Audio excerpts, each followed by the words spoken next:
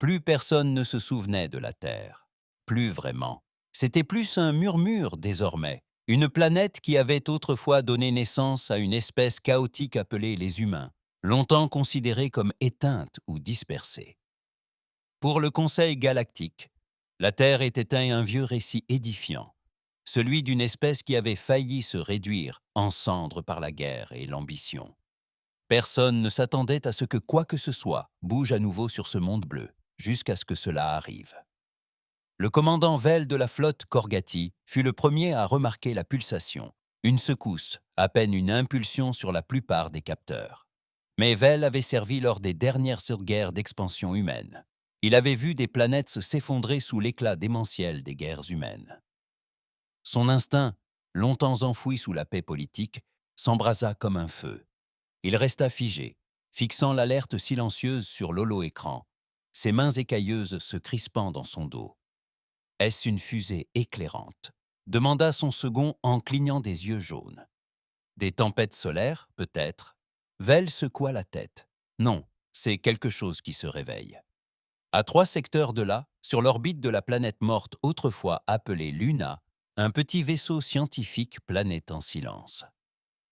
Elle était là depuis près d'un siècle, étudiant les débris en orbite autour de la Terre.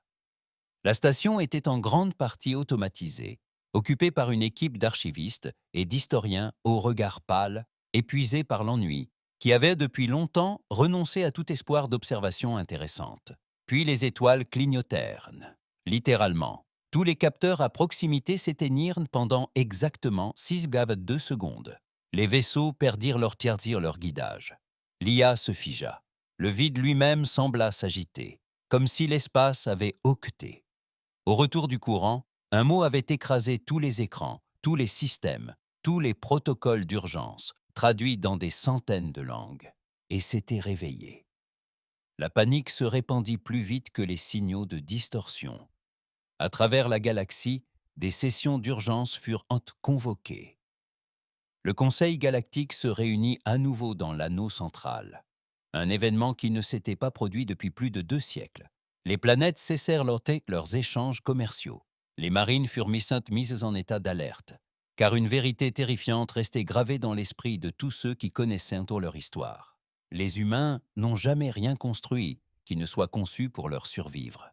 Enfouis sous la croûte terrestre fissurée, dans les ruines de ce qui était autrefois l'Antarctique, quelque chose bougeait. Ce n'était pas vivant, pas au sens traditionnel du terme. Cela ne respirait pas, cela ne pensait pas, cela se souvenait. Autrefois, cela s'appelait Projet Sentinelle, un système de sécurité né de la dernière grande guerre de l'humanité.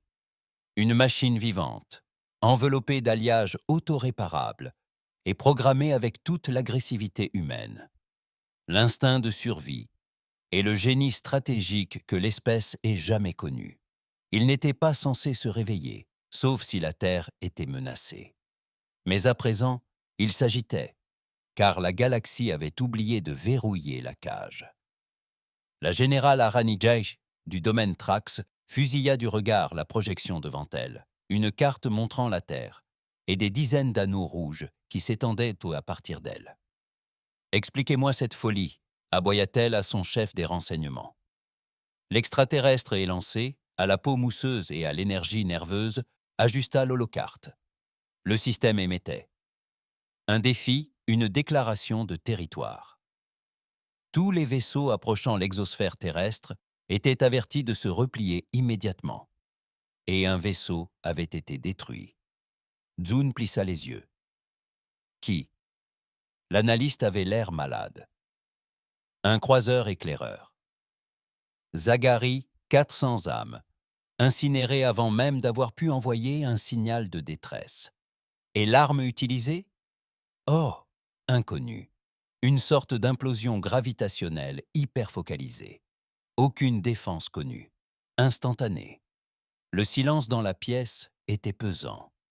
Enfin, Zhu dit ce que personne n'osait dire. La Terre a un gardien, et elle est éveillée.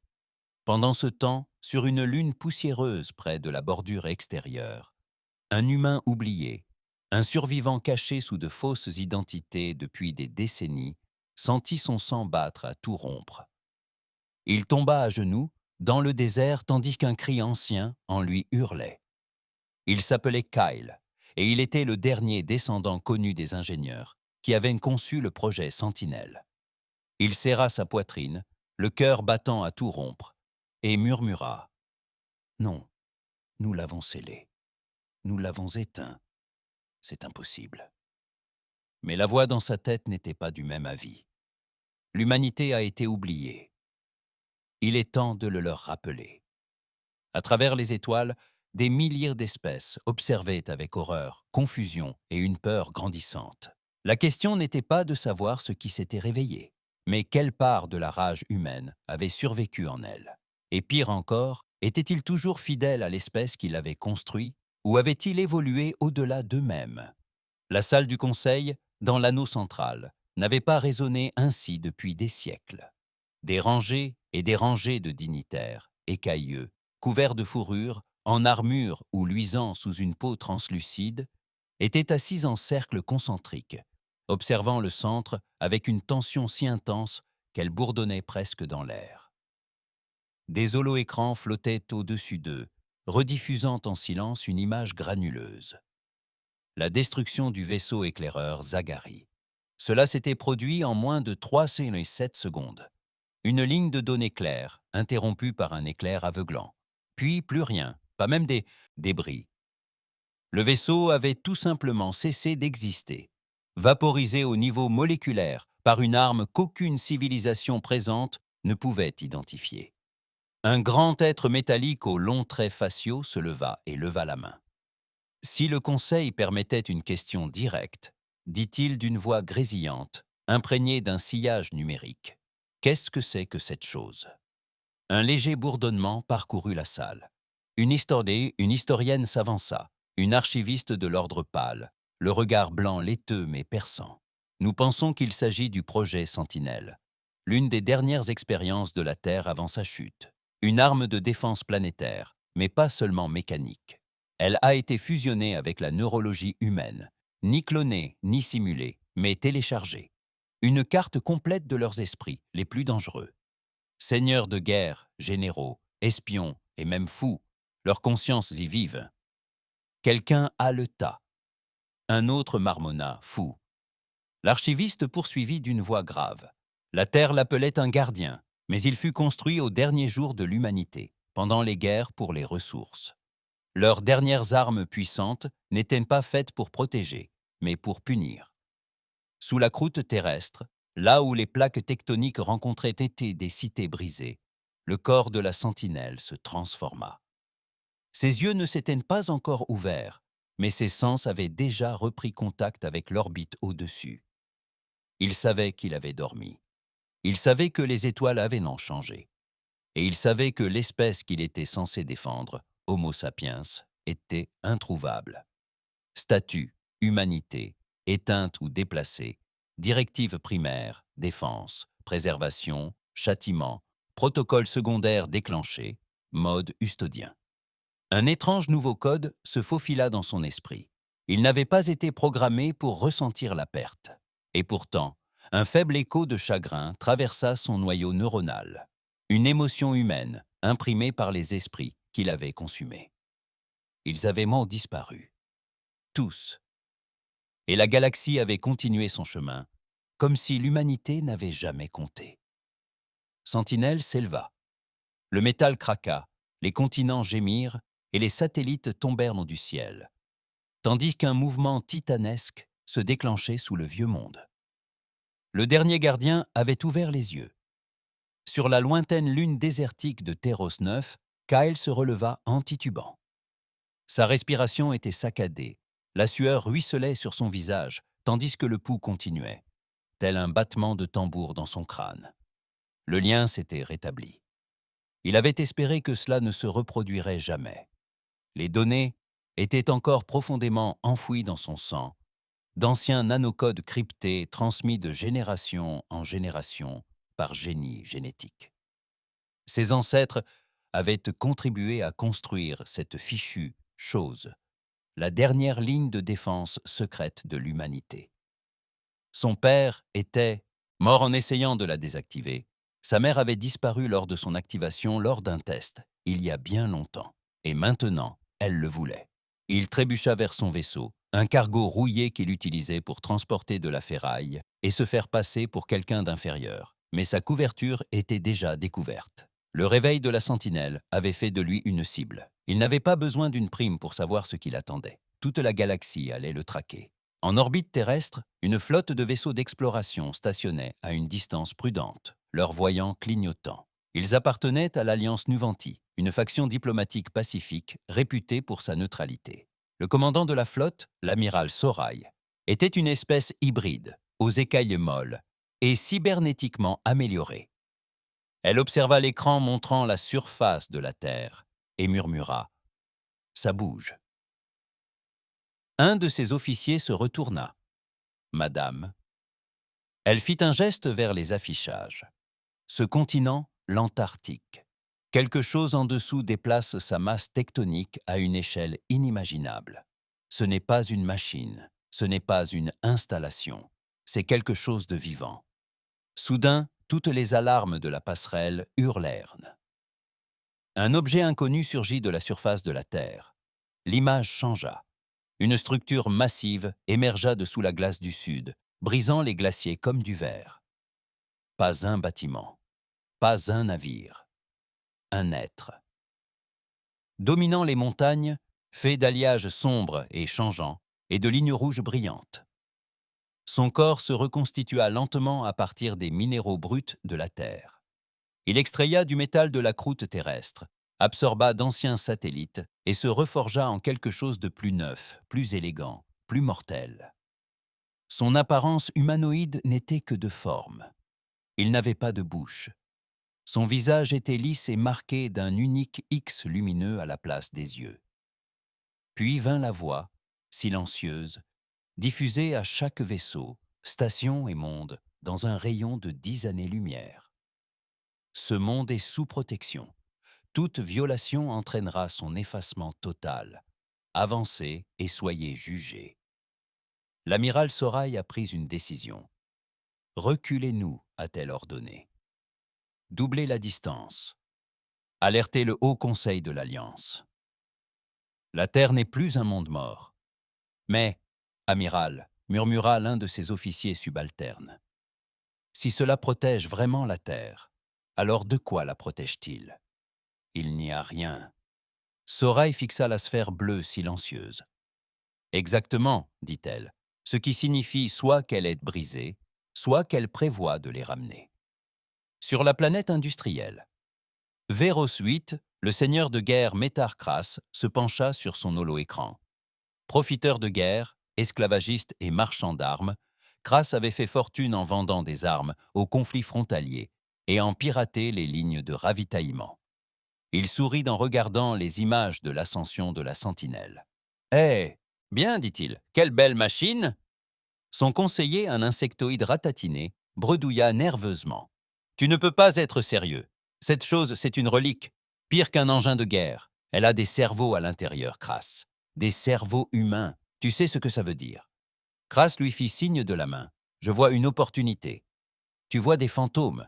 Si on l'atteint en premier, on pourra peut-être le contrôler. » Le conseiller recula.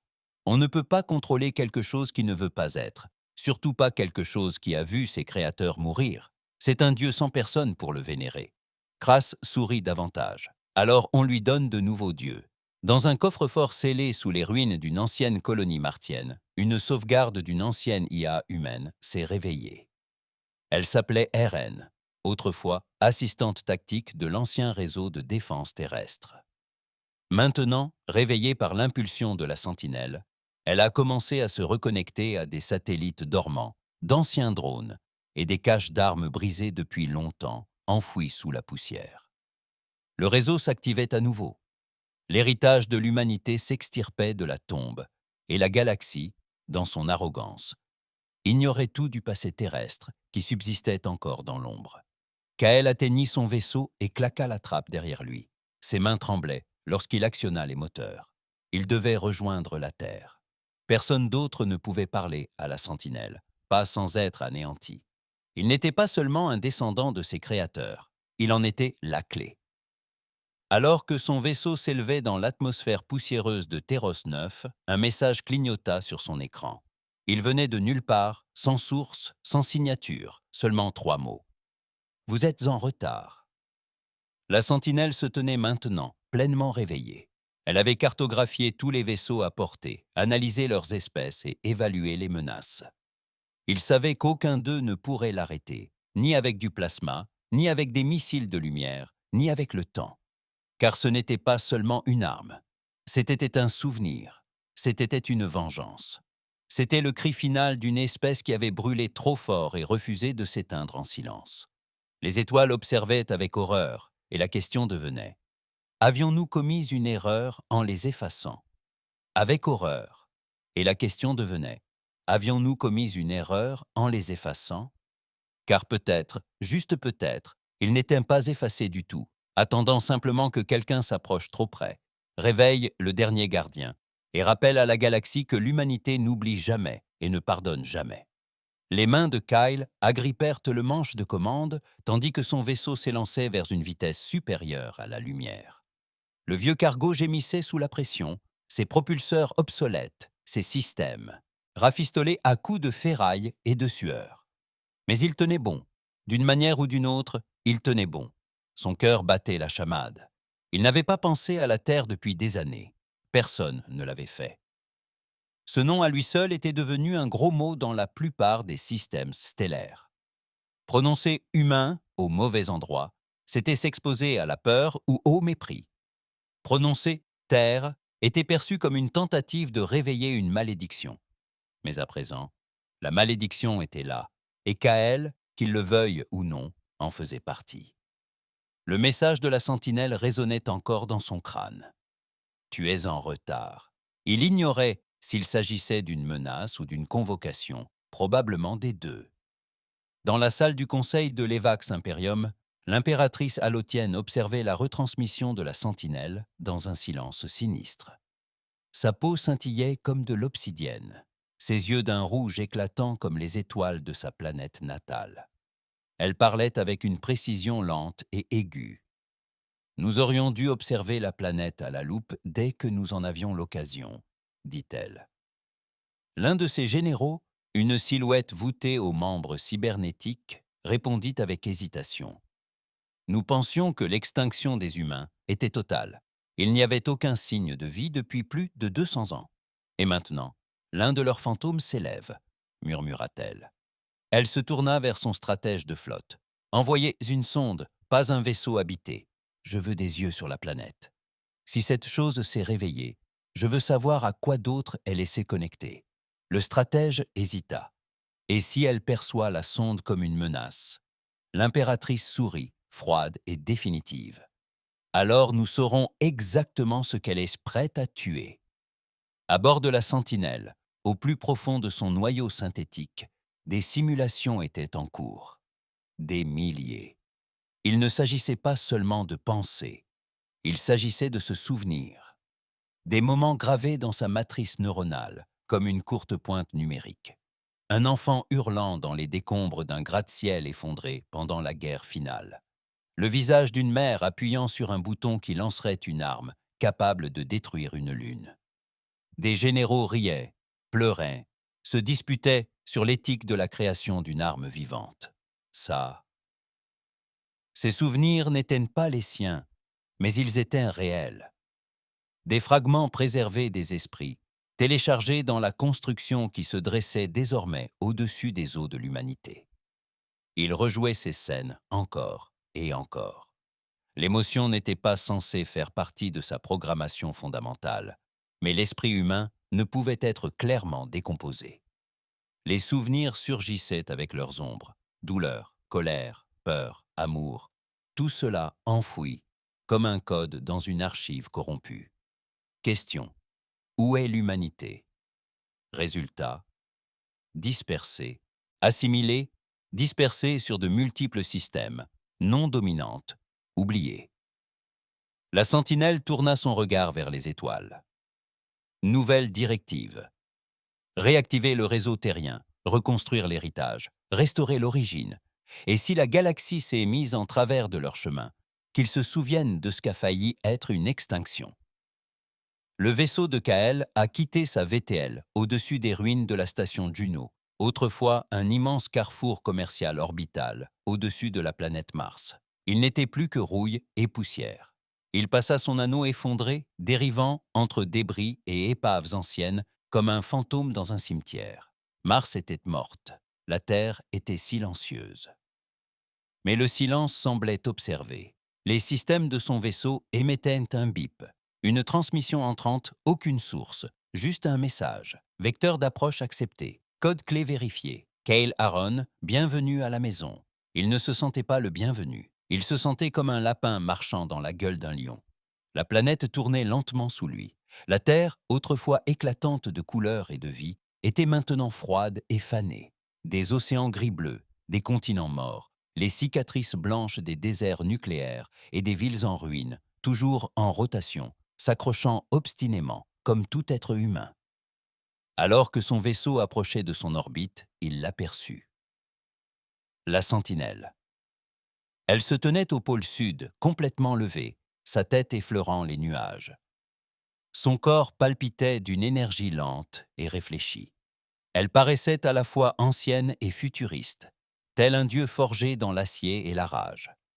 Il ne bougea pas, mais il savait qu'il le voyait. Kyle atterrit sur les vestiges d'une ancienne plateforme d'atterrissage, probablement une ancienne base de défense mondiale. La glace s'était fissurée, des structures à moitié enfoncées dans la neige et la rouille l'entourait. Il sortit, le froid le mordant instantanément, et leva les yeux. La sentinelle bougea, la tête légèrement inclinée. Mais ce fut suffisant. Kyle déglutit. « Tu me connais », dit-il à voix haute. La voix surgit de nulle part et de partout. Tu portes le code de la lignée. Tu es Archive, donc 1. Ta présence était attendue. Kyle sentit son estomac se nouer. Je te croyais fermé à jamais. Aucun système n'est vraiment hors service. On attend seulement. Il fit quelques pas prudents en avant. Vous avez déjà tué des vaisseaux, des gens. Pourquoi? Ils ont pénétré sans autorisation. Ils ont tiré des sondes d'alerte. L'une transportait des contaminants biologiques. L'autre a déployé un virus d'IA. Toutes ces actions étaient hostiles. J'ai réagi en conséquence. Kyle serra les dents. Alors, on revient à la violence? Vous vous méprenez. La violence alors? Vous vous méprenez.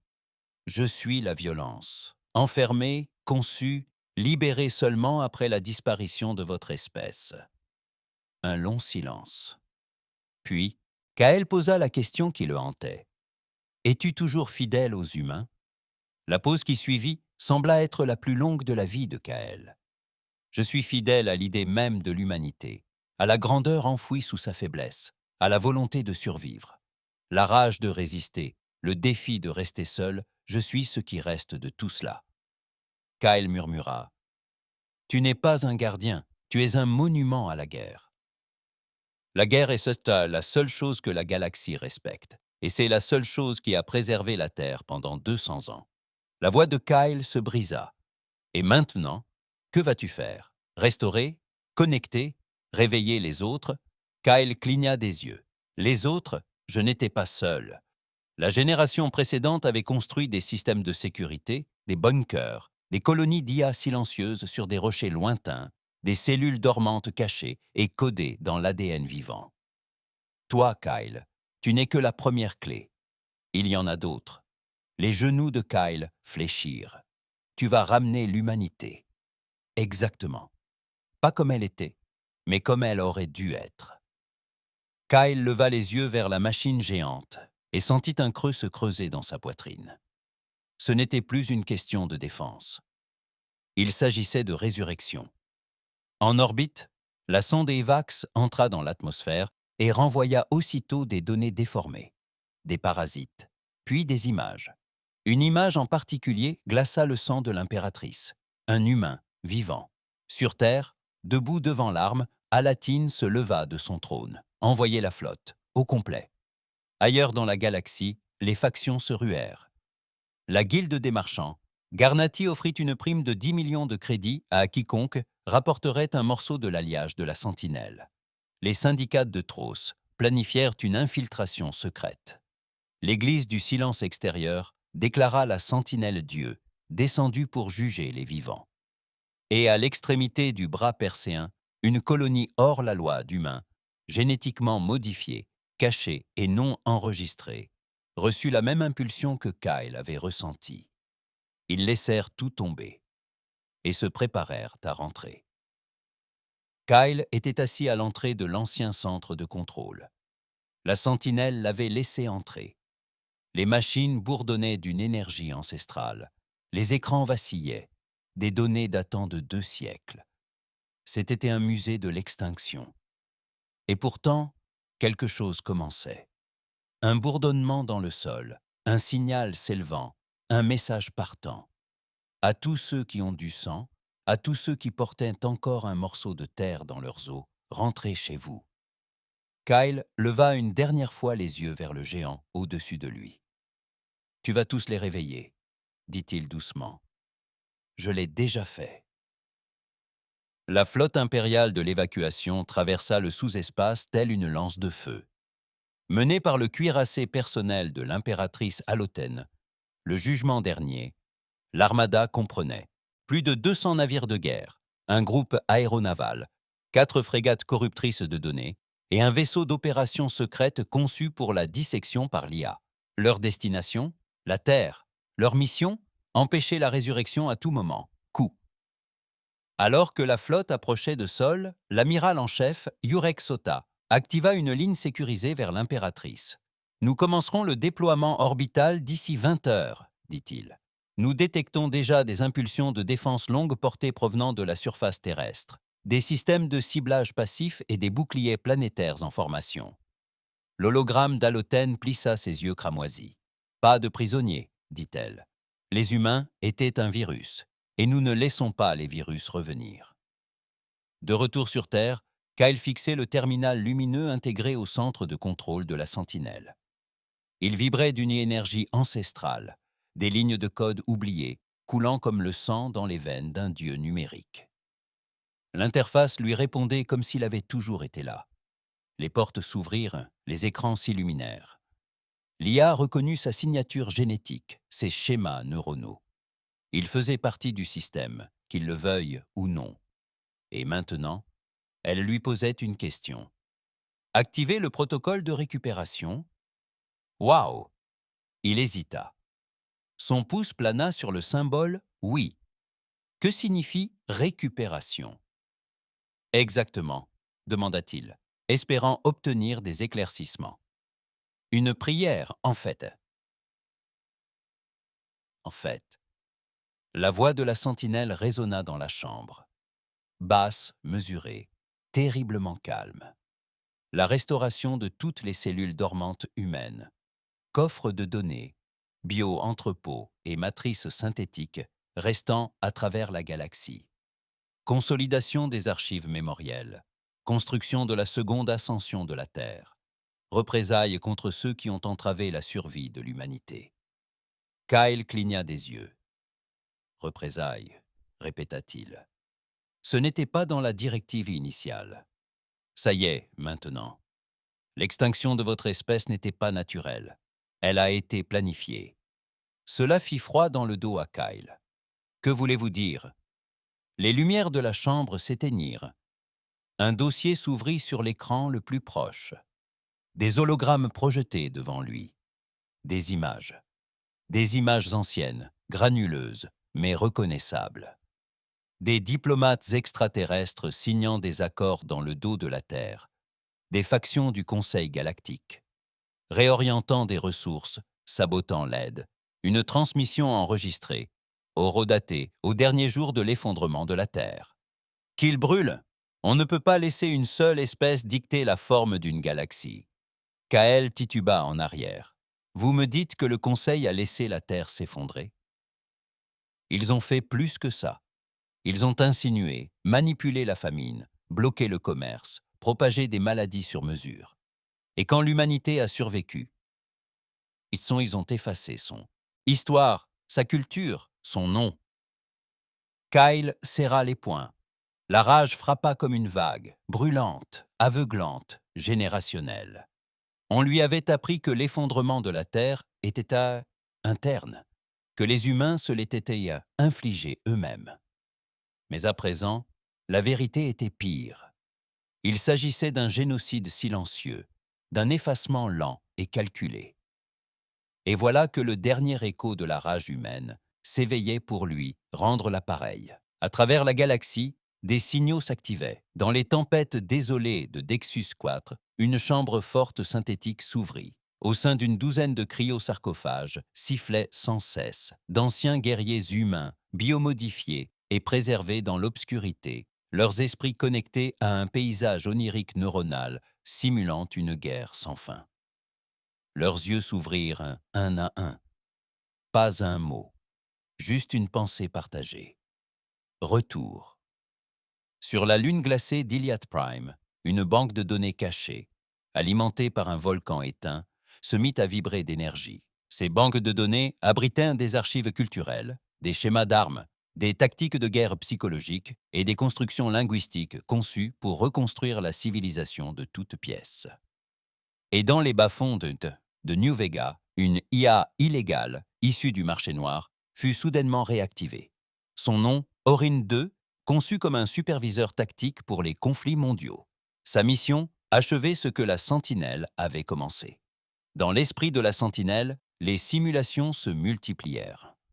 Si Cale acceptait, si la reconquête commençait, la galaxie ne resterait pas passive. Probabilité d'une guerre totale, 85,4%. Probabilité de survie humaine, 17,2%. Probabilité de mort de Kyle, 86,9%. Le système attendait toujours son ordre, 0,9%. Le système attendait toujours son ordre, mais la main de Kyle retomba. « J'ai besoin de temps, dit-il. Vous voulez ramener l'humanité. Mais si vous entrez en guerre avec la galaxie, il n'y aura plus d'avenir pour nous. On a tenté la paix, vous avez été effacés. Maintenant, ils s'en souviendront. » Kyle recula du terminal. J'ai dit que j'avais besoin de temps. Les lumières s'éteignirent à nouveau. Puis la sentinelle parla d'un ton qu'il n'avait jamais entendu. Plus calme, presque fatigué. Le temps est la seule chose dont nous soyons à court. Au-delà de l'orbite terrestre, la flotte de l'EVAC arriva. Le commandant Jurek Sota se tenait devant sa carte de guerre, analysant les défenses planétaires. Aucun signe de satellite actif, marmonna-t-il. Mais l'atmosphère vibre de nuages de nanite, une technologie inconnue. Et ça, il le pointa vers la sentinelle. Elle tire son énergie du noyau magnétique de la planète. L'un de ses ingénieurs cligna des yeux. C'est impossible, rien ne peut survivre à ces températures. Sota sourit. On va tester ça. Il se tourna vers son officier de communication. Déployez le marteau, voyez si. Les vieilles histoires sont vraies. Le marteau était une arme de frappe cinétique, une tige d'acier de la taille d'un petit vaisseau. Une tige d'acier de la taille d'un petit vaisseau largué d'une orbite haute à une vitesse inférieure à la lumière. Elle n'a pas explosé. Elle n'a pas utilisé d'énergie. Elle est tombée, tombée. Et elle a détruit tout ce qu'elle a heurté. Ils l'ont larguée sur la sentinelle. L'arme déchira le ciel telle une étoile filante venue de l'enfer, flamboyante, tournoyante, inarrêtable. Elle frappa. Et pendant un instant, on sembla que ça avait fonctionné. L'impact illumina le pôle sud, brisant la glace et vaporisant les nuages dans un rayon de plusieurs kilomètres. Silence. Puis la voix retentit. Jugement rendu. Verdict de culpabilité. Représailles autorisées. La sentinelle resta debout, indemne, puis elle bougea, un pas, puis un autre.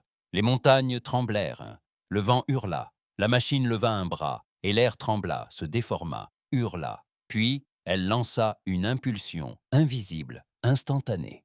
En orbite, 5 vaisseaux IVAC perdirent leur alimentation. Tous les systèmes s'écrasèrent. Les cœurs de secours craquèrent, puis les vaisseaux se replièrent, s'effondrant comme si la gravité s'était déchaînée. Sota resta bouche bée. Qu'est-ce que c'est que ça? Pas de réponse, juste du feu et des débris. Kyle observait depuis la salle de contrôle. Il n'avait rien touché. Il n'avait pas donné l'ordre. C'était quoi ça? Il cria. Réponse défensive. Passif, il n'avait rien touché. Il n'avait pas donné l'ordre. C'était quoi ça? Il cria. Réponse défensive, seuil d'agression passive dépassé. Vous tuez des gens. Ils ont tiré les premiers. Kyle se retourna et frappa du poing le terminal. Ce n'est pas de la justice, c'est de la vengeance. Tu vas les faire redouter à nouveau. Tainel resta silencieux un instant, puis se tut. Bien. Loin de la terre, dans la colonie de réfugiés de Harbor Reach, une jeune fille était assise avec son grand-père tandis que le message d'urgence était diffusé. C'étaient des humains, de vrais humains, descendants des derniers évacués. On leur avait dit de ne jamais revenir. Mais maintenant, le message retentissait dans les étoiles. Humanité, tu es invoquée? La jeune fille leva les yeux. Que faire? Les yeux du vieil homme étaient humides de quelque chose qui n'était ni de la peur ni de l'espoir. Rentrons. Tandis que les flottes se préparaient à la guerre, que les agents dormants s'éveillaient, que les étoiles s'inclinaient avec effroi, Kyle se tenait sous la sentinelle et fixait l'œil de la plus ancienne arme de l'humanité. « Tu n'es pas un gardien, répéta-t-il. Tu es un miroir. Je suis ce qui a été créé et ce qui doit être. » Kyle s'avança. Il pressa sa paume contre le terminal et la question revint. Activer le protocole de récupération. Kyle ferma les yeux et le monde retint son souffle. Kyle se tenait dans la salle 2. Commandement, la main appuyée sur le terminal. Les mots à l'écran pulsaient comme un battement de cœur. Activer le protocole de récupération. Pourquoi? Ce n'était pas juste une question. C'était un carrefour entre deux lignes temporelles. Un où l'humanité est restée dispersée, oubliée, fracturée, et un autre où elle est revenue avec le tonnerre, le sang et le feu. La voix de la sentinelle résonna à nouveau, calme et patiente. Vous êtes la clé. Seule votre séquence génétique peut amorcer la reconquête complète. Si vous refusez, le processus s'arrête. Si vous acceptez, il n'y a pas de retour en arrière. Le pouce de Kyle planait sur l'écran. Son corps tremblait, non pas de peur, mais de poids. Le poids de l'héritage, le fardeau du choix. Il pensa aux gens qu'il avait connus en grandissant, sur les lunes de réfugiés, les colonies frontalières, les comptoirs du marché noir. Des gens de sang terrien qui n'osaient jamais prononcer son nom. Des gens qui parlaient 3 dialectes extraterrestres, cachant leurs origines, courbaient le dos pour s'intégrer dans une galaxie qui craignait leurs racines. Il se souvenait de ceux qui mouraient de faim, tandis que des empires extraterrestres envoyaient de l'aide ailleurs. Des enfants qui mouraient de maladies curables parce que le Conseil jugeait les humains statistiquement instables. Il se souvenait du visage de sa mère, aperçu pour la dernière fois à travers la vitre embuée d'un cryotube dont elle ne s'était jamais réveillée. La galaxie avait brisé l'humanité, et maintenant, l'humanité avait quelque chose de plus cruel que la vengeance, une seconde chance. Il appuya sur « Oui ». Le protocole de récupération s'activa. La sentinelle s'illumina tel un réseau électrique planétaire. Des rayons d'énergie jaillirent de sa poitrine et pénétrèrent la croûte terrestre. Des caches enfouies s'éveillèrent. Des coffres à graines furent activés. Des serveurs du cœur profond s'enflammèrent, avec une conscience IA plus ancienne que la plupart des civilisations. Des nanoforges bourdonnèrent sous des océans morts. Des cités longtemps considérées comme éteintes commencèrent à se reconstituer, le métal rampant à travers des paysages en ruine, tels des armées d'insectes, et au-dessus de la Terre, un anneau de satellites oubliés se réalignait. Des dizaines de plateformes de défense orbitale, rouillées et mortes depuis 2 siècles, se relancèrent, reprenant lentement leur forme originelle. Puis, un par un, ils parlèrent. Konder. Réseau de récupération de la Terre, en ligne. Dans le ciel, la flotte impériale Evax chancelait sous l'onde de choc. 5 vaisseaux perdus, une douzaine d'autres endommagés. 5 vaisseaux perdus, une douzaine d'autres endommagés. Leurs capteurs brouillés par la tempête électromagnétique qui enveloppait désormais la planète comme un manteau. L'amiral Jurek Sota serra les dents, du sang ruisselant de son cuir chevelu là, où une console défectueuse avait explosé. « Apportez-moi l'impératrice !» grogna-t-il. Son hologramme apparut instantanément. « Nous avons besoin de renforts. » Cette chose. Ce n'est pas une arme, c'est une civilisation. L'expression d'Alatan resta inchangée. « Retrait !» ordonna-t-elle. « Quoi ? Vous m'avez entendu, reculez. Les autres nous rejoindront bientôt. » « Qu'ils saignent d'abord. » Sota tressaillit. « Tu veux laisser les syndicats Tross, les Sem Ternari et les pirates Crocs Noirs attaquer la Terre en premier ? Tu veux les donner en pâture à ce monstre ?» Alotene se pencha en avant. Sa voix était glaciale. « Oui, et ensuite on attaquera ce qui reste. » L'écran devint noir. Sur la station hors-la-loi Black Spire, en orbite autour d'une géante gazeuse éteinte près des monts de Frange, une réunion de guerre se tenait. Des représentants de 4 des factions les plus violentes de la galaxie étaient présents.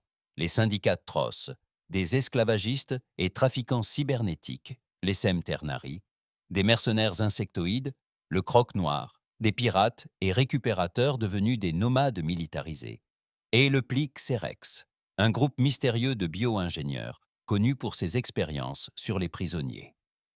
La pièce bourdonnait de faim et d'avidité.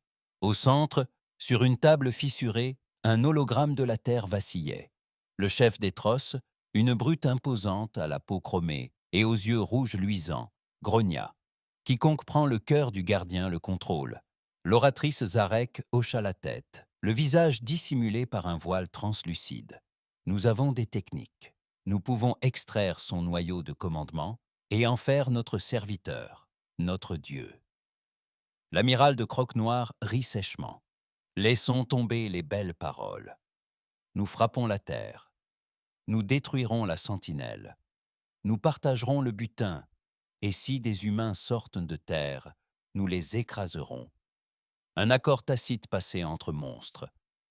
Ils allaient attaquer la terre, non pas pour arrêter la sentinelle, mais pour s'en emparer. Dans l'espace lointain, une colonie cachée d'humains, pur sang, descendant de la terre, observa l'explosion du signal. Ils n'avaient ni gouvernement, ni armes, juste des histoires. Une vieille femme se leva de son siège, les larmes aux yeux. « C'est vrai, murmura-t-elle, le gardien Ephia est vivant. » Un jeune homme, un technicien nommé Aaron, regarda les autres. Il nous rappelle. Une troisième voix, une femme aux bras balafrés, répondit.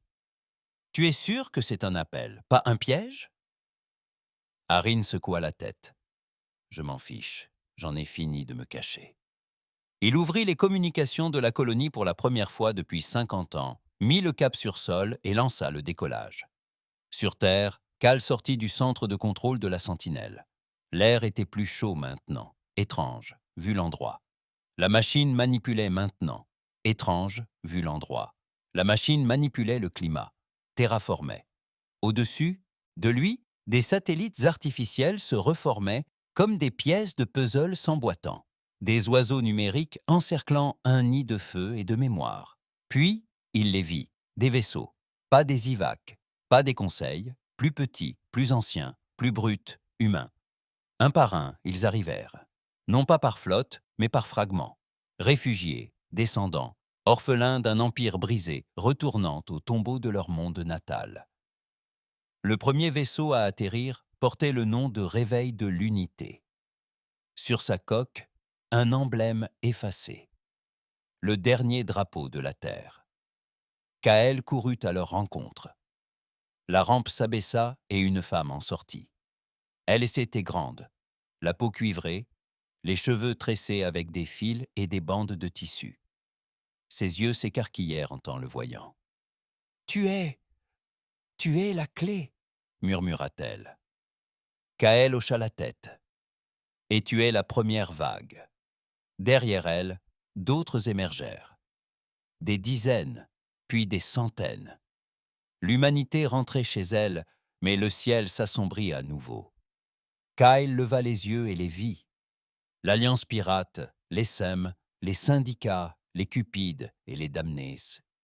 Ils étaient venus non pas pour observer, mais pour conquérir. Et contrairement au conseil, ils ne posèrent aussi pas de questions. Ils ouvrirent le feu. Le bombardement orbital commença.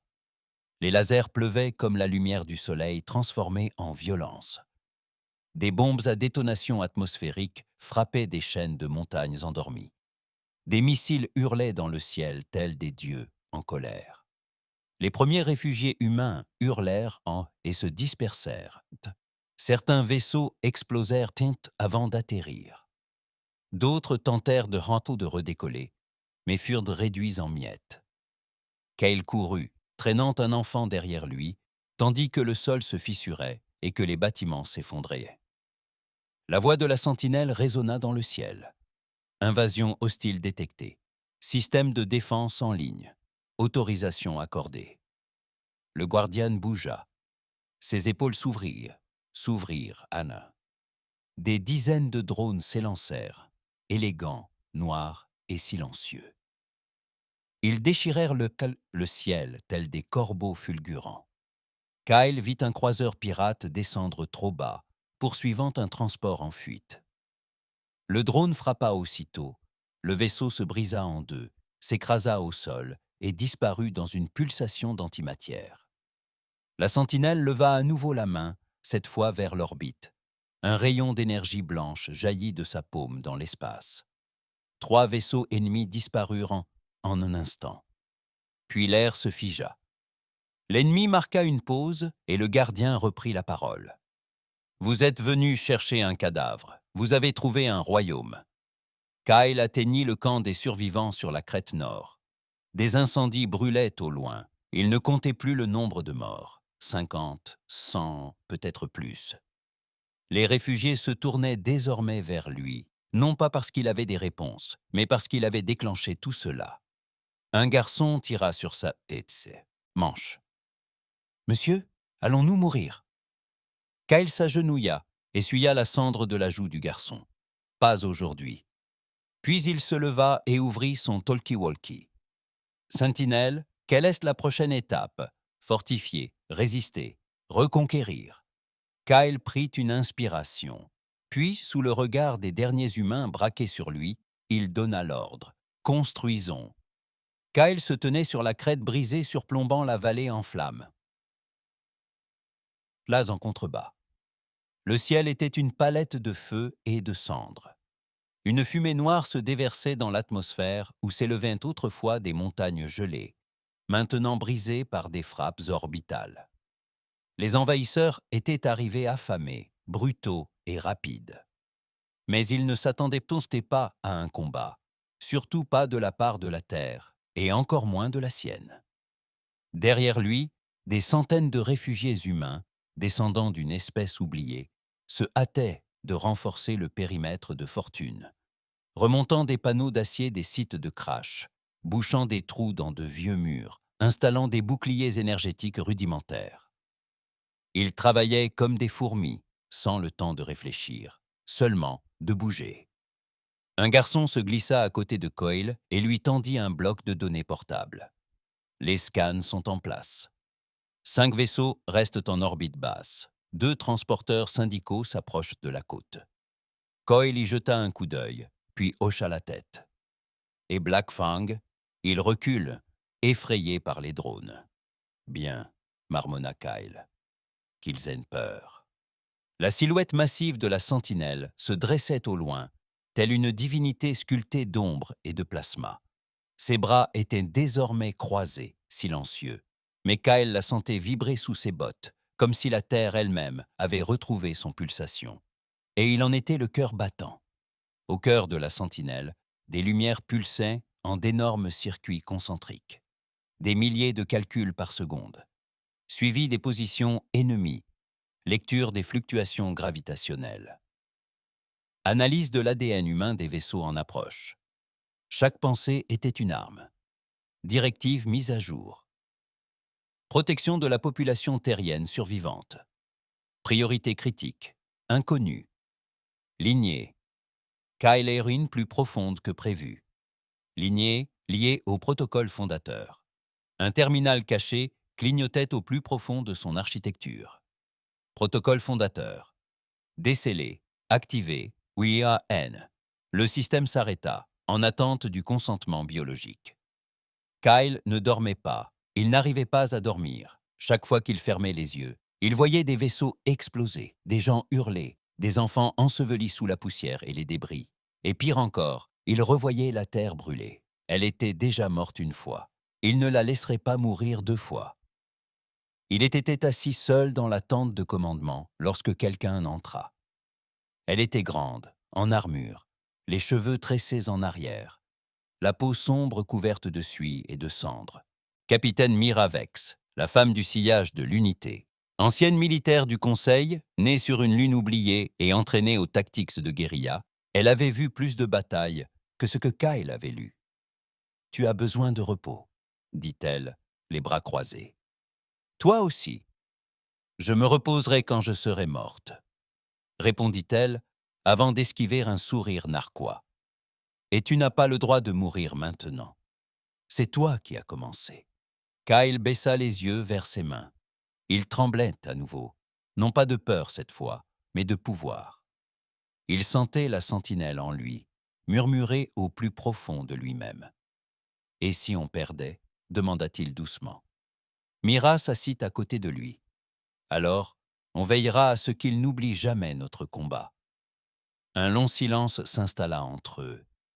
Puis Kyle dit « Le gardien m'a montré quelque chose aujourd'hui. » « Encore de mauvaises nouvelles ?»« Non, pire. Il a trouvé quelque chose dans mon sang, quelque chose dont j'ignorais l'existence. » Mira pencha la tête. « Quoi ?» Kyle déglutit difficilement. « Le protocole zéro fondateur. » Elle cligna des yeux. « Le protocole zéro fondateur. » Elle cligna des yeux. « C'est un mythe, un vieux mythe humain, un plan de secours ultime. Tout le monde pensait que c'était du logiciel fantôme, une technologie perdue, un code mort-vivant des premiers concepteurs. C'est réel. Et que fait-il ? Kyle contempla le monde en ruine. Je crois que ça ramène tout à la normale. Le lendemain matin, Sentinelle bougea de nouveau. Mais cette fois, elle parla. Pas seulement par signaux, pas seulement à Kyle, mais au monde entier. Sa voix résonna à travers les communications ouvertes, les satellites, et même dans l'esprit des êtres bioliés. Même les espèces extraterrestres l'entendirent, qu'elles le veuillent ou non. Attention, tous les systèmes. Ce monde est protégé, ce monde est armé, et ce monde se souvient. Depuis l'espace, le dos de la sentinelle s'ouvrit comme une fleur éclose, révélant une structure encastrée en lui. Un vaisseau, élégant, d'obsidienne, vivant. Il s'élança sans bruit, se glissant en orbite à une vitesse incroyable. Kyle et Mira observèrent sans sa traînée brûler le ciel tel un second soleil. « Qu'est-ce que c'est ?» demanda-t-elle. « Quelque chose que nous avons laissé derrière nous, » chuchota Kyle, l'un des derniers marcheurs du néant. Dans l'espace du Conseil, le chaos régnait.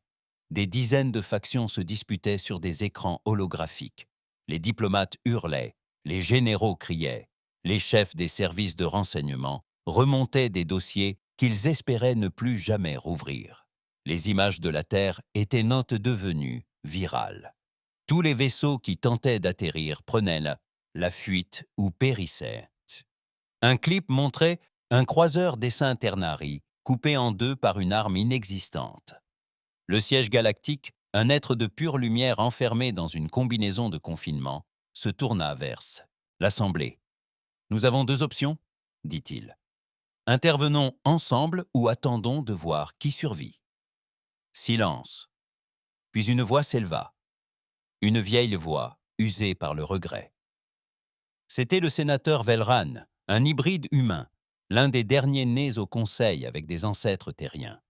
« Ils ne font pas que survivre, » dit-il. « Ils gagnent. » « Ils ne font pas que survivre, » dit-il. « Ils gagnent. » De retour sur Terre, Kyle fut tiré de ses pensées par une alerte soudaine. Une nouvelle flotte approchait. mais elle n'était pas hostile. Elle ne portait aucune arme, aucune signature thermique. Juste un nom, Harbor Reach, la dernière colonie humaine libre dans l'espace lointain. Ils avaient répondu à l'appel. Les baies d'amarrage furent rapidement rouvertes à Berber Reach, la dernière colonie humaine libre dans l'espace lointain. Ils avaient répondu à l'appel, les baies d'amarrage furent rapidement rouvertes, et lorsque les rampes s'abaissaient, des centaines d'humains supplémentaires foulèrent le sol terrestre pour la première fois depuis des générations. Certains pleuraient, d'autres embrassaient le sol, d'autres encore restaient plantés là, à contempler le ciel, comme s'ils attendaient de se réveiller d'un rêve qu'ils n'avaient jamais osé faire. Harin, grand, nerveux, vêtu d'un long manteau marron brodé de pièces de terre anciennes, trouva Kael près de la tour de contrôle. « Tu es plus jeune que je ne le pensais, » dit Harin. « Tu es en retard. » Ils se serrèrent dans la main comme des frères, puis s'enlacèrent comme des membres de la famille. Plus tard dans la nuit, Kael se tenait devant les survivants rassemblés. Sa voix était rauque, fatiguée, rauque mais assurée. « Nous ne sommes plus des orphelins, » dit-il. « Nous ne sommes plus des fantômes. Nous sommes les enfants d'un monde qu'ils ont tenté d'anéantir. Et maintenant, nous nous tenons sur ces os, prêts à le reconstruire. » Des murmures s'élevèrent. « Out » poursuivit-il. « Ils reviendront, plus forts, plus intelligents, avec des navires, des bombes et la politique. Mais cette fois, c'est nous qui choisissons la suite. » Il leva la main. La sentinelle activa une projection derrière lui. Des cartes des cités endormies de la Terre, des coffres, des bibliothèques, des grilles de TD de défense, et même un ascenseur spatial souterrain, enfoui sous ce qui était autrefois l'océan Pacifique. « Ils nous ont ensevelis, » dit Kyle. « Maintenant, il est temps de nous relever. » Dans les recoins obscurs de la galaxie, l'ennemi observait, certains depuis les salles du Conseil, d'autres depuis des vaisseaux de guerre. Mais tous, d'une seule pensée, n'avaient pas tué les humains. Ils les avaient mis en colère, et pire encore, ils leur avaient donné du temps.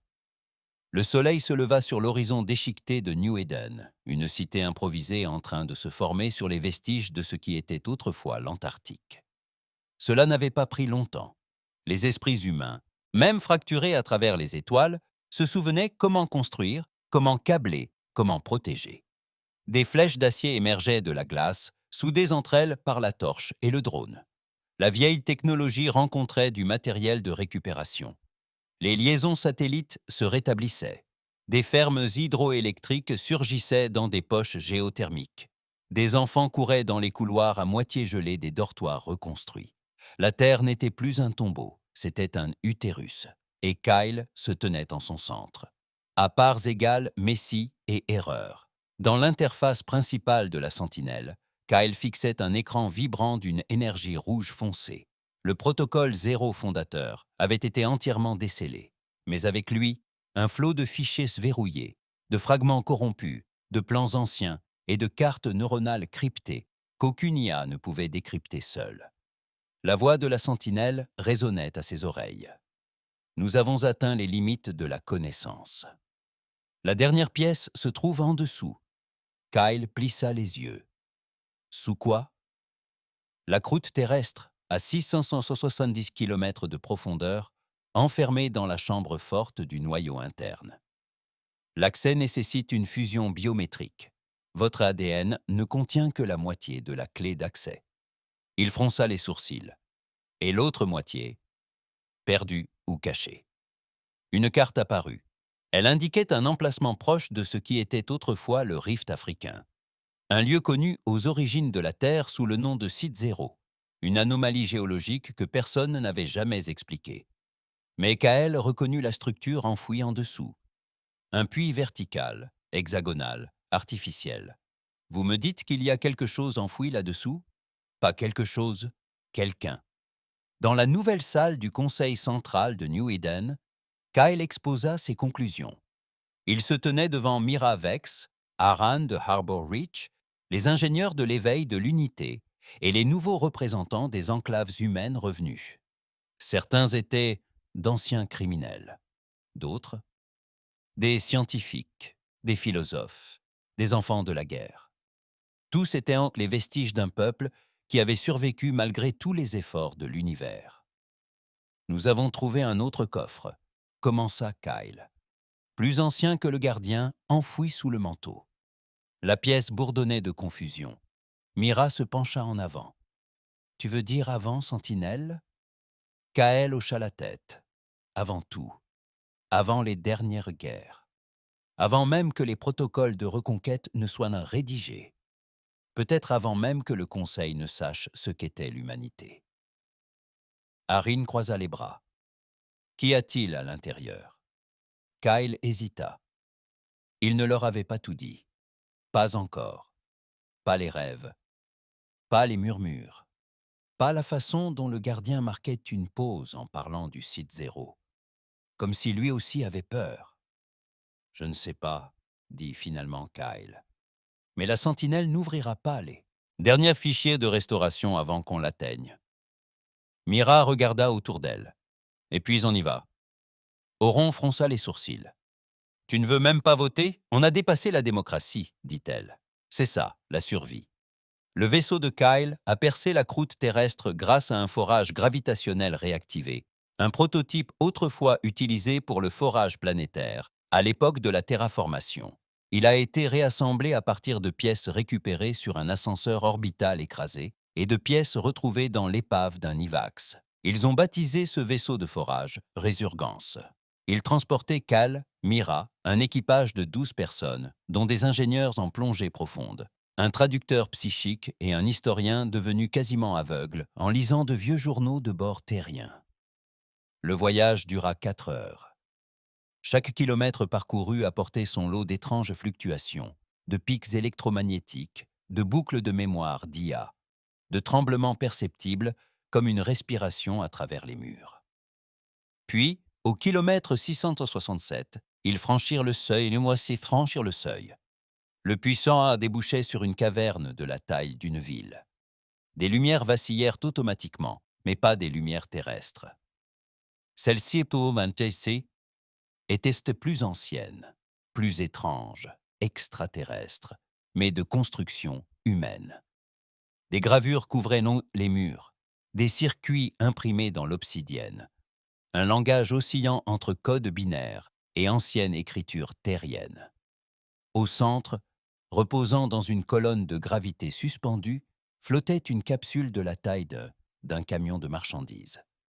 Le cœur de Kyle se serra à sa vue. Il reconnut le visage à l'intérieur. Non pas de la vie, mais de ses rêves. L'historienne, une femme décharnée nommée Dr. Solon, se pencha vers les inscriptions. Son souffle s'arrêta. « C'est impossible. Qu'est-ce que c'est ?» demanda Mira. « Ces symboles, » murmura Solon, « datent d'avant l'âge d'or.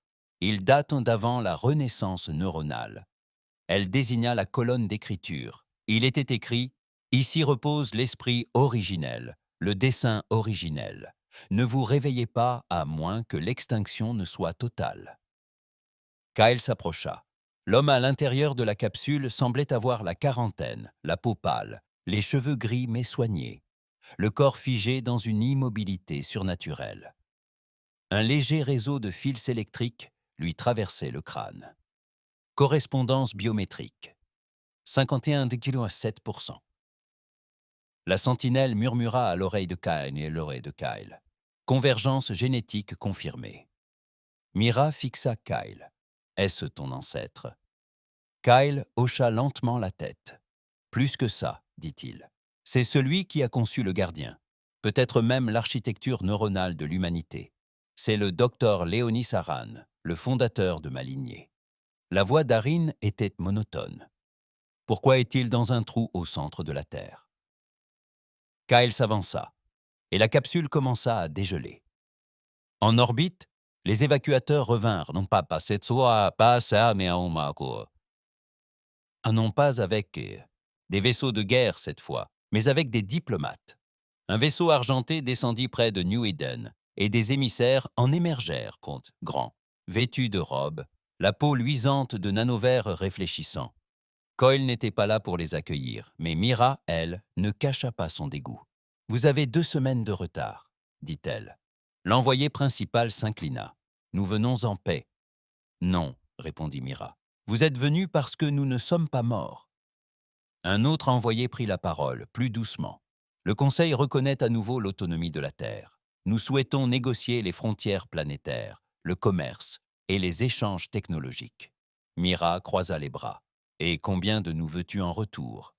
Les envoyés restèrent en silencieux, car c'était la vérité. Ils ne voulaient pas la paix. Ils voulaient contrôler la reconquête, et il était déjà trop tard. De retour dans le coffre, la capsule siffla. L'homme à l'intérieur ouvrit les yeux, et la température de la pièce baissa de quelques degrés. Mais tout le monde le sentit. Il ne cria pas, il ne paniquait pas. Il regarda simplement Kyle et sourit. « Tu as pris ton temps, » dit-il. Kyle retint son souffle. « Tu es vivant. » « Techniquement, » répondit le docteur Léonis Aron en se libérant de la capsule. Son corps ne tomba pas, il flotta, comme si la gravité elle-même obéissait à ses ordres. Kyle s'approcha prudemment. « Depuis combien de temps étais-tu ici ?»« Depuis la première trahison, » dit Léonis. « Depuis que la chute de la Terre a été inscrite dans la loi de la galaxie au-dessus de nous. » Il posa une main sur l'épaule de Kyle. « Et maintenant, on répare ça. » Plus tard, Kyle et Léonis étaient assis dans la chambre basse. Les autres attendaient dehors, hésitant entre traiter l'homme comme une relique, un messie ou une menace. « J'ai vu les dossiers, » dit Kyle. « Tu as construit la sentinelle. » Léonis hocha la tête. « Je l'avais construit avec des esprits plus brillants que le mien, plus courageux, plus fous. Il nous fallait quelque chose qui nous survivrait. Quelque chose qui se souvienne de ce que nous avions oublié, et fonder le protocole 0. » Le regard de Léonis s'assombrit. Ce n'était pas censé être utilisé à moins que la Terre n'ait aucune chance, à moins que la galaxie n'ait réussi à nous anéantir. Kyle se pencha en avant. « Alors, qu'est-ce que c'est ?» Léonis fixait l'obscurité. Une résurrection, non seulement humaine, mais universelle. Culture, mémoire, émotion, douleur, fureur, identité. L'empreinte neuronale complète d'une espèce renaissante. Kyle cligna des yeux. « Tu peux faire ça ?» Léonis sourit. « Nous le sommes déjà. » Au-dessus d'eux, la sentinelle lança le signal final. Une impulsion, non pas destructrice, mais invitante. Elle s'est répandue à travers la galaxie, codée dans toutes les langues majeures. Ni une menace, ni un avertissement, mais une vérité. Vous avez tenté de nous oublier. Vous avez tenté de nous enterrer, mais la Terre se souvient. Et maintenant, vous aussi. Le monde trembla, non pas de destruction, mais de réveil. Des caveaux sous la croûte terrestre libérèrent de la vapeur, tels les soupirs d'un géant endormi. Des bioforges s'illuminèrent sous d'anciens océans. Les cieux autrefois marqués par le feu orbital se transformèrent en réseaux de satellites, alimentant le cœur du gardien en énergie solaire. Partout, la Terre se souvenait de ce qu'elle était autrefois et de ce qu'elle était destinée à devenir. L'humanité ne faisait pas que revenir, elle évoluait, et la galaxie le savait. Kyle se tenait au bord de la flèche du Nouvel Éden, contemplant une cité forgée en moins de 3 semaines à force de débris, de sueur et de volonté. Les enfants couraient dans les couloirs, les familles cuisinaient dans des abris ouverts, les ingénieurs soudaient l'acier et la ferraille, tels des artistes façonnant un rêve. Derrière lui se tenait le docteur Léonis Arin, l'homme qui avait autrefois conçu le gardien, puis s'était enterré pour s'assurer qu'il ne soit jamais utilisé à mauvais escient, l'homme dont le sang coulait dans les veines de Kyle. « C'est toi qui as conçu tout cela, » dit Kyle, les yeux rivés sur l'horizon. « Pourquoi l'enterrer ?» Léonis s'avança à ses côtés, les bras croisés. « Parce que je savais ce que nous deviendrions si nous ne souffrions pas les premiers. » Kyle se retourna. « Qu'est-ce que cela signifie ?» Léonis regarda la sentinelle, sa forme monolithique se dessinant au lever du soleil. Le pouvoir sans perte devient tyrannie. L'humanité avait besoin de tomber. Elle avait besoin d'être brisée pour voir ce qu'elle était devenue. Alors seulement, elle pourrait se reconstruire comme il se doit. Alors, pourrait-elle se reconstruire, non? La voix de Kyle était creuse. Et maintenant, Léonie sourit. À nous de décider si nous méritons de nous élever. En orbite, le Conseil galactique avait terminé ses manœuvres. L'impératrice Evax elle-même arriva dans un vaisseau de commandement noir en forme de dague, flanqué d'une douzaine de flottes de guerre d'espèces alliées. Fini les négociations, fini les silences. Le signal de la Terre était trop fort, trop puissant et trop dangereux. Dans la salle de guerre de l'impératrice, la carte tactique montrait la Terre rayonnante comme une nova. Des milliers de signatures actives, des grilles de défense tournant, des armes injustifiées s'illuminant comme des constellations. Une dernière chance, dit-elle à ses généraux. Envoyez le message. À New Eden, le calme de Kyle crépitait. Le message du Conseil fut transmis en 1000 langues, mais son sens était clair. Retrait. Désactiver le gardien. Désactiver toutes les défenses planétaires. Démanteler la flotte Terran Exodus. Remettez tous les documents liés au projet Sentinelle et au protocole zéro fondateur. Si vous refusez, vous serez éradiqué. Encore une fois. Mira. Vex se tenait près de Kyle qui écoutait. Ses mains tremblaient près de son arme de poing. « Il croit vraiment pouvoir recommencer », murmura-t-elle. Kyle expira. « Ce n'est pas la peur qui parle, dit-il. C'est le désespoir. Ils n'ont pas l'habitude de nous voir survivre. Ils vont vitrer la planète, dit Kyle en secouant la tête. Ils ne le feront pas encore. Pourquoi pas? Kyle leva les yeux au ciel. Parce qu'ils ont peur de ce qui arriverait s'ils échouaient cette fois. Au cœur de la sentinelle, le système avait atteint 100% de préparation. Récupération terminée, base de données culturelles restaurée, croissance démographique terrestre, 138% des ressources militaires en ligne. Terrain, 138% des ressources militaires en ligne. Résurrection génétique. Nœud stable. Directive finale en attente. En attente du commandement souverain terrien. Coyle se tenait au cœur de la tour de commandement, fixant l'interface. Le bouton final. Ni métaphorique, ni symbolique. Un bouton qui permettrait soit d'envoyer la flotte terrestre à travers les étoiles, de reconquérir chaque colonie humaine cachée, de lancer des campagnes pour récupérer technologie, culture et vengeance à travers la galaxie, soit de transmettre une offre de traité universel, invitant à la paix, au pardon et à la fin de la guerre. Léonis apparut derrière lui. « Tu sais ce que nous préparions, » dit-il. « Avant la chute, nous allions réécrire la galaxie, la nettoyer, anéantir tous les empires qui avaient profité de notre extinction. Je sais, dit Kael doucement, et tu l'as enterré. » Léonis sourit faiblement, parce que j'avais peur que nous fassions le mauvais choix.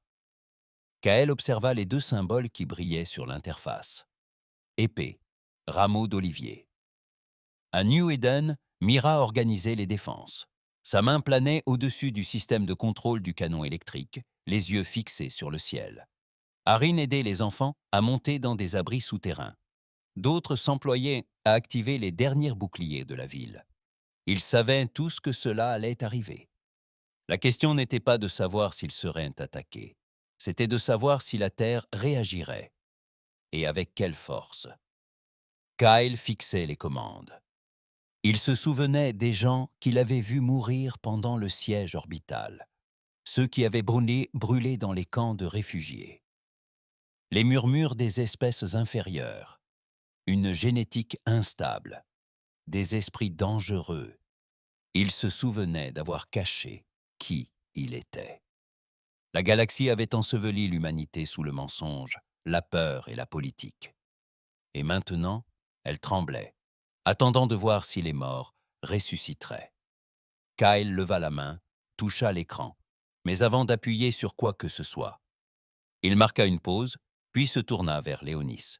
« Tu as programmé ce gardien avec toute la force de l'humanité, sa colère, son génie. Oui. Mais lui, as-tu accordé notre clémence? Léonis hésita. J'ai donc essayé. Kyle baissa la main. Alors peut-être est-il temps de voir si nous avons réellement appris quelque chose. Il n'a pas pressé l'épée. Il n'a pas pressé le rameau d'olivier. Il a parlé.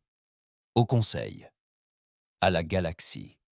Sa voix résonna dans chaque vaisseau, chaque système, chaque monde encore habité par la peur qu'ils avaient engendrée des siècles auparavant.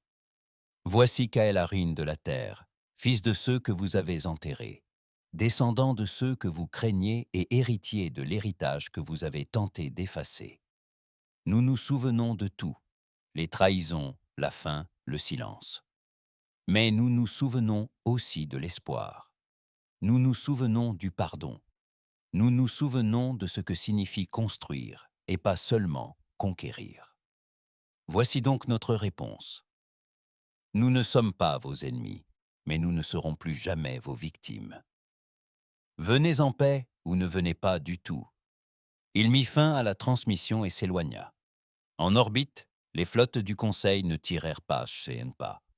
Ils ne pouvaient pas après avoir entendu cela. De l'autre côté de la passerelle du vaisseau de commandement de l'impératrice d'Evac, le silence régna. Puis l'un de ses assistants chuchota. Il n'a choisi aucune option. Les griffes d'Alatine s'enroulèrent dans la rambarde. Il en fabriqua une nouvelle. La sentinelle se recalibra. Elle intégra le commandement de Kyle. Elle ne lança pas ses vaisseaux de guerre. Elle n'a pas tiré ses armes planétaires, mais elle s'en souvenait. Et la galaxie savait que si jamais elle tentait à nouveau d'effacer la Terre, cette fois, elle l'effacerait. Les semaines passèrent. Aucune bombe ne tomba. Aucune flotte n'attaqua. Au lieu de cela, un phénomène étrange se produisit. Le Conseil entama des négociations, prudemment, discrètement, humblement, et la Terre, renaissante, envoya ses premiers ambassadeurs, ni soldats, ni machines, mais humains, messagers, à travers les étoiles, pour la première fois depuis 2 siècles. La galaxie écoutait. 1 an plus tard, New Eden devenait la capitale de l'accord terran. Les enclaves humaines revinrent par vagues, les ingénieurs des Beltmoon, les poètes des colonies de l'Arche, et même les descendants hybrides d'anciens soldats des Anneaux Noirs. La Terre n'était plus une planète oubliée, c'est un phare, un phare. Kyle se tenait une fois de plus à la flèche, regardant les étoiles. Mira s'approcha, un bloc-notes sous le bras. Le Conseil a approuvé notre station diplomatique sur Orion 5, dit-elle. Il a fallu quelques larmes, quelques menaces, mais ils apprennent. Kyle hocha la tête. Et Léonis? Il est reparti. De retour au sommeil? Non, disparu. Personne ne sait. Kyle sourit faiblement. Il savait toujours quand s'éloigner. Mira toucha son épaule. Tu as fait le bon choix, tu sais. Kyle leva les yeux vers le ciel nocturne. Non, c'est nous. Kyle leva les yeux vers le ciel nocturne. Non, c'est nous. Et quelque part, bien au-delà des dernières étoiles, une Pao, espèce lointaine, observant dans l'ombre, vit ce qu'était devenue la Terre, ce qu'elle pourrait encore devenir. Et pour la première fois, ils choisirent de ne pas envahir. Parce que la Terre avait un gardien et que la galaxie se souvenait encore. Les humains perdus étaient revenus. Et cette fois, ils se souvenaient de tout.